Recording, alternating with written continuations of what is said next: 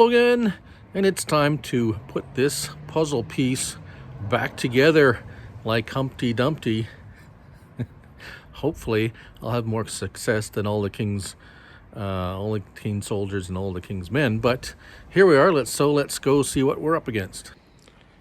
So first of all, here is that idle control valve that my nephew was so kind as to come and crawl underneath the car and install that puppy. We don't need to know more about that. It was not fun for him. And anyways, I very much appreciate it. So now we're going to get this puppy finally put on there. And so I've got some hoses and stuff. So I'm going to be show you a little bit of what's going on, but I'm not going to go through make you sit here and watch me screw in every bolt.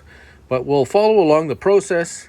And first of all, we're going to have to, there's a hose down there I had draining. I'm going to pull that hose back up here. And there's the light. Get the hose pulled up here. We got a short section of hose we're going to add on. And then we're going to get this stuff out of the way. Try to get it out of the way as much as possible. Yep. And yeah, so step by step.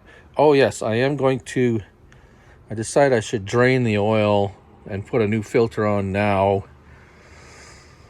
since we're going to have to run it once we get all the coolant and everything in it. So I might as well just do that one time. And we'll have a quick look at the filter as well. All right, so we got that little piece of hose on, and we got our unit ready to line up. See if I can do this with one hand. That would be that's going to be interesting.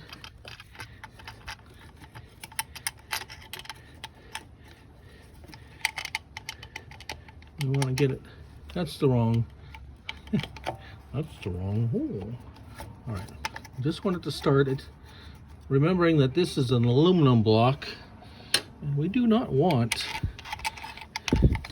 to be cross-threading or anything like that in an aluminum block, or any block for that matter. That would be a terrible thing. Right, so finger tightening, not using any power equipment on these, because power equipment or power tools do not give you any fair warning if somehow you've started a bolt wrong and it just and all of a sudden it stops and you're going like, oh boy, cross-threaded that one. So this has, you can tell there's that gasket, that round gasket there, and there is contact with that before even tighten up these bolts. Now, caution is necessary for tightening these up, and I haven't actually looked up. I should look up the torque specs for this. You don't want to over tighten it because there is a risk of cracking. This is plastic, but there is a metal sleeve in here that's going to take it's only going to let you tighten it to a certain compression, right? So I can feel it's already giving me resistance. Resistance is futile. Join the Borg. Right, so I'm going to go look up torque specs, and we're going to see if we can actually tighten that down to its proper tightness. All right, so I looked it up, 12 to 15 foot-pounds. I don't know if you can see that, probably not see that. No, it's terrible. I have to look, but anyways, I have it set to 13 foot-pounds. And again, see if I can do this one-handed. Let's do the bottom one first. We should be able to hear a click.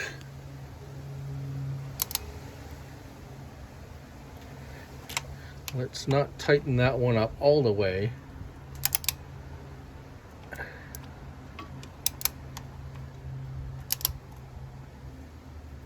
Don't hear a click yet.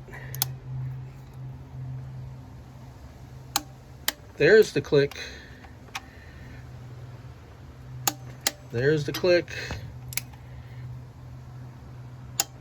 There's the click. So, I didn't tighten these things. This is well, here it's Princess Auto. In the States, these would be what you would call Harbor Freight type quality. So, I never, I'll do that later. What you do want to do with every time with a torque wrench is always one-handed again. Always back it off all the way till it's all super loose. You never want to put away a torque wrench when it's cranked up to whatever torque setting it is. I'll clean that up later. Now we can get going. I'm gonna put all my hoses. We got this hose goes to here. We got a big hose here. Where did the big hose go? Oh, over here. Whoop, over here. So that big one goes down over there. We got this bottom one here, there. We got the little one going to the reservoir. So let's get those set up. All right, well, didn't want to hear me saying in those colorful words. So I did get all the hoses on. We got the main hose on here. That I had to loosen this off actually because the clamp. Oh yeah, there's another. This one was fun. There's a. Looks like someone had already put a hose clamp. I don't blame them. Put a hose clamp on there. That wasn't really easy. That back hose there, way back there. When my nephew was underneath the car, he said it was okay. So you know what? I'm not going to change that. Now, we just have for hoses this little fella here, the reservoir hose, and let's see if we can get this go down on top of there. It doesn't need a whole lot. There we go. Probably didn't even see that. Not a whole lot of pressure in these hoses. I'm using a little different clamp. The other one was, as much as it was easier to use, it wasn't so much easier to use. There we go. And there we are. All right. Now, we're not done yet. Let's get that. So these were kind of, I don't really much like how these are all, oh, that's supposed to click in there somehow. Yeah, these are supposed to kind of fit into this groove here and comes right across the front and in here, and all the hoses go back. And then you got this nice lovely heat source here heating up all this plastic and everything. Anyways, all right, so thermostat housing and hoses are in, where things are starting to come together. Now I do believe we can put how did this go? That went down. Oh, hopefully I didn't oh, right here, like so.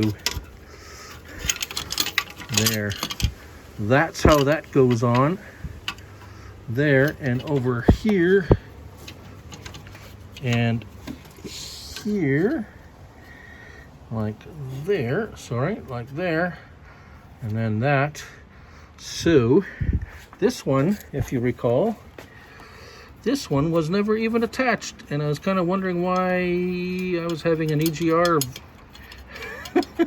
light come on and it would like say EGR, and the cover on there, probably because it was taken off before, because I believe that air control valve idle control valve was changed. Didn't have a Ford stamp on it, so they must have taken this off. Anyways, I'm going to put that together now, and we'll come back and show you if I was successful or not. Okay, update here. No wonder they left that one. It was like very difficult to get anything on that bolt. It's such a huge bolt. Well, it's not a bolt, it's a fastener. You can see it there. Anyways, I got it tight enough. I got this guy on. Everything seems to be so far so good. We're up to the ignition, so it's not bolted down yet. I got the plug in it. This plug is some kind of a, I don't know, could be, it goes to nothing. So my nephew and I think it might be a data connection for scanners. I don't know. Who knows? To be quite honest, I don't think Ford thought these were going to last 20 years and people have to change stuff on these things or keep them that long. I don't think any manufacturer, maybe Toyota or Honda. But anyways, carrying on. We have a few more things. Actually, the battery box goes here. I don't think these are going to interfere too much. We have the intake routing. The air intake goes here. We're going to do, oh my grommet. Oh grommet, where art thou, oh grommet? I must have it somewhere. Oh, there it is. That grommet goes in there. I'm going to, it doesn't even want to go in there. I'm going to grease these puppies up. Not this one. Oh, yeah. Come on, get in there. Stubborn, are you?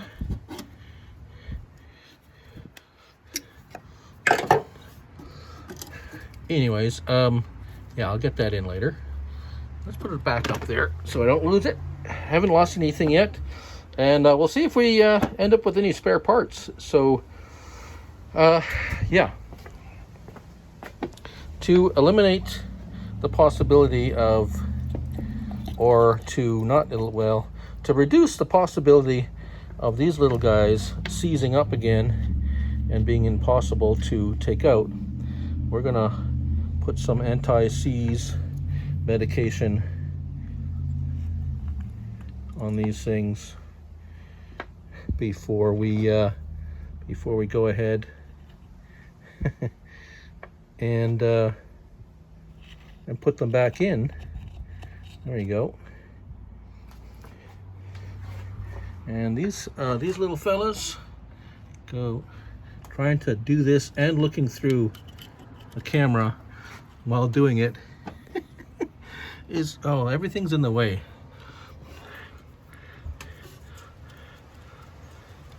Let's see if we can get that. There we go. There we go. We got ignition.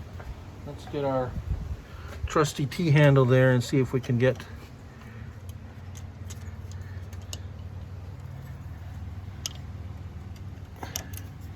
everything's always more difficult when you're trying to hold a phone.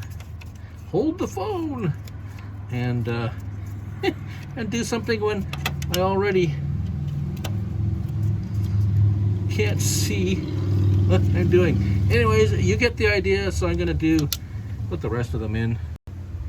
All right, so the ignition coil that was on there was actually, unless someone put a Motorcraft one on there, that's original coil. So it's about time, I guess. Although they don't really, I mean, unless they crack, and it actually still looks pretty good. I'm the one that pretty much destroyed it, taking it off. So everything looks pretty simple. We have numbering of 1, 3, 4, 2 is the ignition sequence, and from what I can see, this one Actually, this one here on the old, see, I've left everything together with the old one. I'm smarticle sometimes.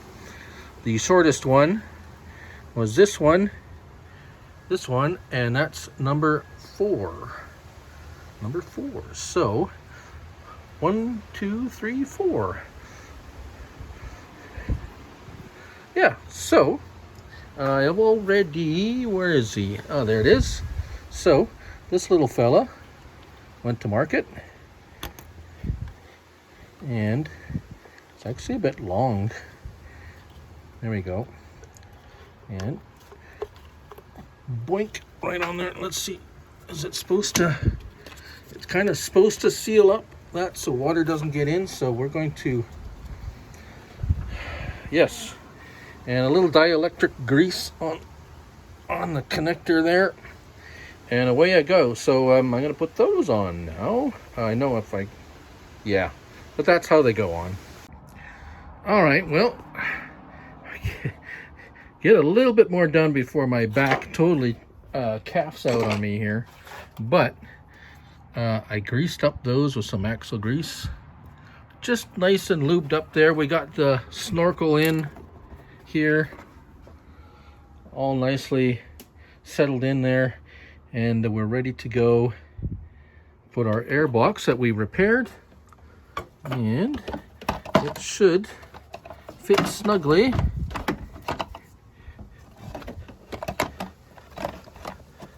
And should just slide in ever so nicely, just like that. There we go. And it should, well, it's greased up now, but it looks like, well, it's good enough for now. Let's, and if you recall that, oh, come on, get out of there. It's in there. So that nut at the back, I'm going to lubricate that, and we glued that back in, so that should be good. I got a new air filter. We're gonna pop this on before I forget. Just like so. And then, yeah. Whew. So this is for the MAF, mass airflow sensor on the top, on the tube, on the air top. We're gonna put that on later when we get the battery in. I'm still fooling with, let's go over here. I have a bit of a conundrum. Let's put that right up there. Old filter is pretty grungy. I figured, well, what the heck. I have an account at Napa, so they give me decent pricing, at least anyways. The conundrum is I still can't get this bolt out, so I may I'm thinking of, if you can see here, if I can get the top of that bolt cut off, I can slide this piece out. It just slides in there, and then I can put it on in the vise and heat it up without worrying about melting on the plastic, and then get that bolt out of there somehow. But I would really like to get that out, but I'm gonna have to cut off the top of this, and might damage that a little bit. But that's for another day. I think we're done. We put some, what did we put in? I still had some Napa 5W30 left over when I used to work there. They had a sale. I bought a whole bunch of it, but I don't work there anymore. I do miss, you know, the one great thing about working at Napa Auto is you get parts at 10% over cost, and some of the parts have mechanical parts especially are ridiculously marked up. I do miss that, especially, I mean, for someone who doesn't work on cars. I mean, I'm always fixing my cars, but anyways, I'm talking a lot and not doing a whole lot. This is going to be going back on top there. It connects to that. I've got some throttle body cleaner. I'm just going to soak into here before I start it, before I put it together. I'm going to put this on last, just before I'm ready to start it. Oh yeah, oil's in there. It's kind of, it's very clean. I won't know the true level of the oil until we get it down back on its feet and started and run for a little bit. Check the oil and then refill the coolant, make sure there's no leaks. Anyways, well, that's enough for one day anyways. Ugh. I feel old. Anyways, I'm not that old. Anyways, great. Yes, thanks for watching. I know it's not Farm Sim. I know some of you said, hey, you enjoy watching something a little different, so this is something a little different than Farming Simulator, but don't worry. I'm still, I'll still have all of those Farming Simulator videos coming up. So again, don't forget, if you like repair mechanical videos and seeing what an oil filter looks like inside, and coming up at some point, the oil filters that I send good old Crazy Bill there to check out, he will, I'll make sure he labels them so you can find it. But anyways, I'll put a link to his channel in my in the description of this video. He's kind enough to be putting a link to my channel in his channel. But anyways, what are brother-in-laws for anyways? But yeah, again, thanks for watching, and do what you love and love what you do. Till next one, bye for now.